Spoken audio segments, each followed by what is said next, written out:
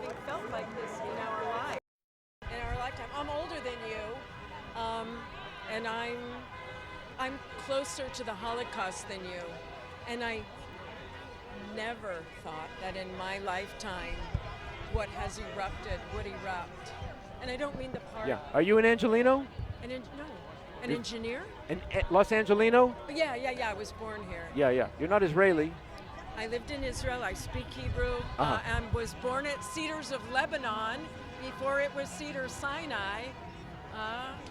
Almost 68, so I have been here for a minute. Lived in Beverly Hills.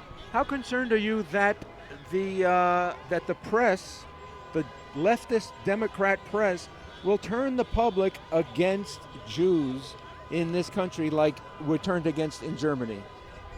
I don't think about it as what side of the aisle they're on or anything like that. It's just the press in general is doing that, and it is horrifying. It's really super frightening. It's also frightening that I heard our Democratic vice president announce that they were working on Islamophobia. And it was like, have you watched the news lately? I don't think they're the people that need protection right now. I couldn't even believe it. I felt like it was a Saturday Night Live skit. Do you think that American Jews will walk away from the Democrat Party given its hijacking by the left? Possibly, because that could be me. That could be me. I'm going to do what's best kind of for us, and the picture is in a state of evolving. Yeah, it could be. Yeah. You see the beginnings of Marxism arising? No. A racial divide, the capitalist versus lower class divide? Oh, well, that's been happening for a long time. You know, other countries were both ends and have worked towards creating a middle class, and we've done the opposite.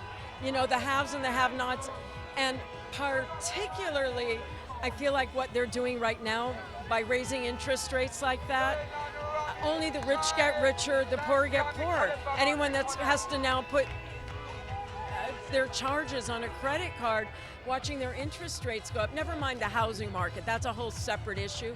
But yeah, I'm disgusted there too. Disgusted.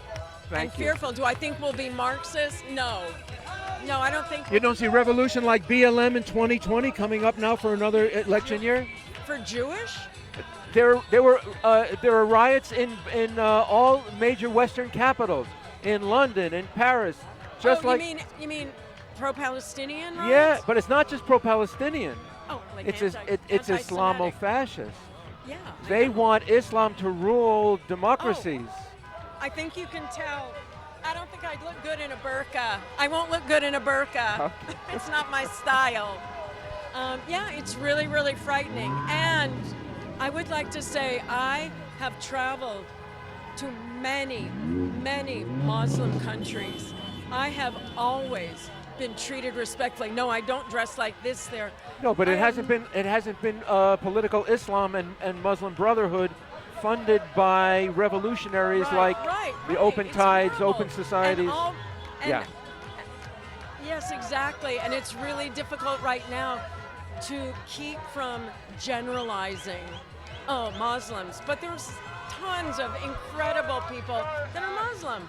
It's just the radicals that are ruining it for them. It's ruining it for everyone. Thank you. And I find it frightening, really frightening. And especially the college campus people, the uneducated, they are uneducated. At Harvard. You don't want to get me started on all I of do. It's disgusting. Affirmative action? It's disgusting, all of it. UCLA? How about UCLA Mideast Studies? Oh, I called. Well, wait a minute. I'm a UCLA alumni. I'm a graduate of UCLA. And I called and I emailed to the whoever the person in charge of the Dean of Student Affairs, that I don't agree that they should be having those kinds of protests on campus. And it's frightening. And for the community around there, it's very frightening. I find it like uneducated. I myself, I'm for Black Lives Matter. Oh, Jews are, we're BLMers at heart, but not the organization of BLM, just doing it, acting like. But don't you feel like you've been had? That all those donations have gone to buy palaces for the leaders? Well, Patrice I'm not sure. Couleurs I on don't Topanga know. Canyon? I know exactly who you're talking. I have a kid who every single weekend spent.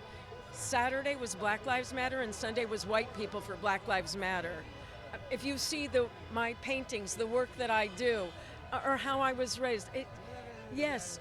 And when I first started to hear that she was anti-Semitic, I did not believe it. Who could believe such a thing? Do you believe it yet? Yeah, now I do. Yeah. Melina Abdullah, the co-founder, is an acolyte of Louis Farrakhan. Yeah, When they came to the border of Beverly Hills, around the Grove, and said "F Beverly Hills," this was an Islamo-Marxist movement from its outset. It's heartbreaking to me as a person who has a history of people that have been persecuted, and I grew up to respect people, and I grew up to stand for the downtrodden. But now it's been hijacked and exploited against you. I know.